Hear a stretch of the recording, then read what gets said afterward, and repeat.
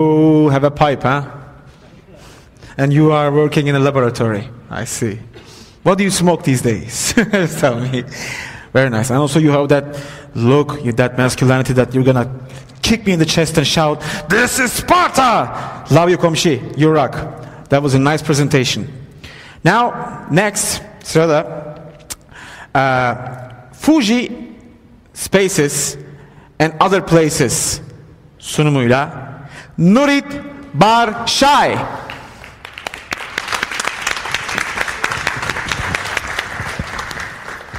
Hello. So my name is Nurit. I'm an interdisciplinary artist, born in Israel, living in New York.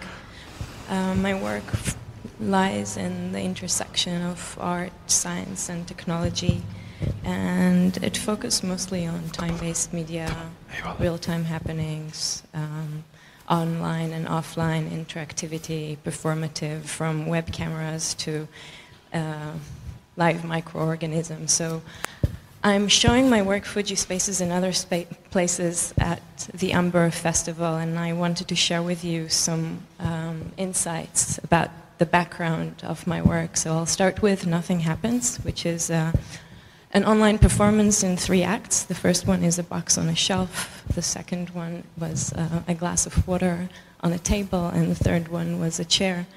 And in this work, online participants act together to tip over these objects. So this work exists both online and offline in a gallery space. Only online participants can actually interact with the work through a web interface where they can both see the live broadcasts of what's happening in the gallery space and interact with a click of a button to actually affect these objects to move and forward the scene forward until the object, for example, in this case, the box and tips over off the shelf.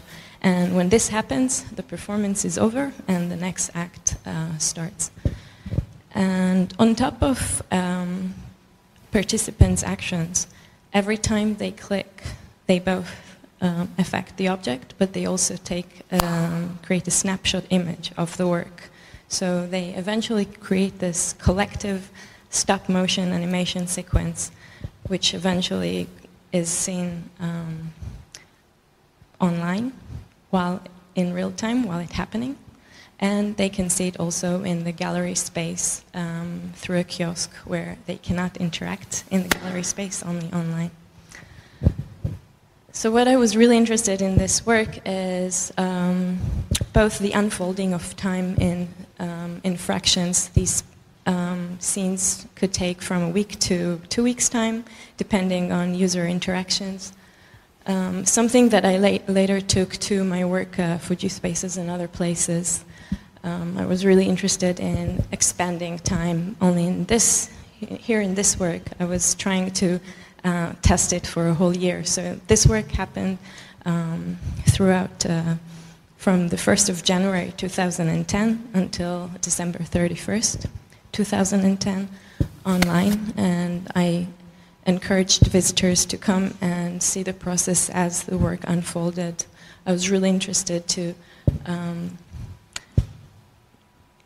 enable people access to the process itself while it's happening.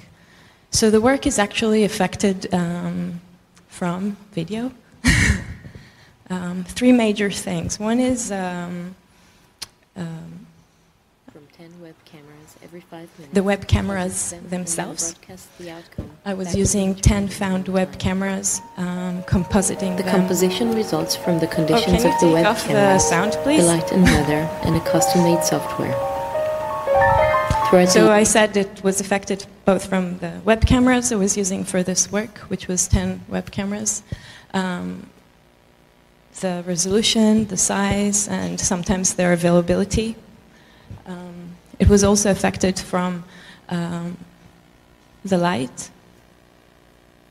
This is the next video. The light and the weather conditions, something that I was not able to control. And last, it was affected from a custom software that conducted the compositions from the 10 web cameras and kind of treated the cameras like instruments in an orchestra, conducting them and creating scores that changed each month. So the code was changing each month as it progressed. So what I was really interested here was in distance, but distance online in terms of location. I don't know why it's not working. So for example, thinking about adoring beauty from afar, but I was also interested in the idea of distance in terms of culture. For example, thinking how unnatural it is for someone like me, Israeli, that is living in New York, to deal with an icon such as the Fuji mountain. But I'm really interested in how the internet can... Oh, we're jumping forward, okay.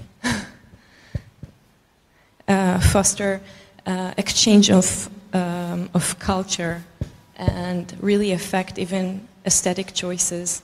So jumping to current project that is dealing also with time-based media, and we're missing some stuff. Okay. I'll just jump forward. So in this work, I'm culturing bacteria discovered by Professor Eshel Ben Yaakov from Tel Aviv University. This bacteria is considered to be the third most smartest bacteria among IQ bacteria. And what's fascinating here is Professor Eshel's research with the social life of bacteria.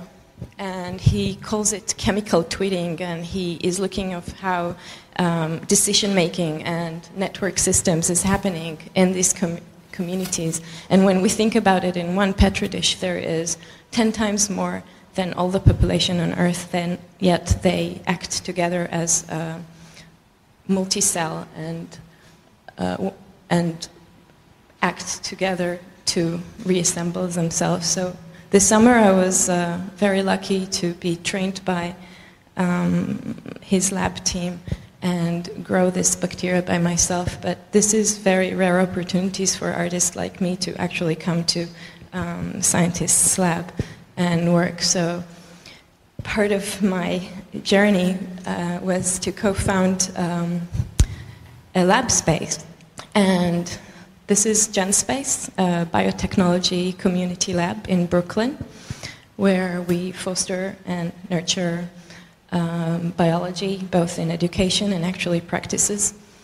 And we collaborate with technology spaces. So just to end this, thinking we should really try to foster what our next ecology, both in practices like technology or biology hubs, or with our own work. So thank you.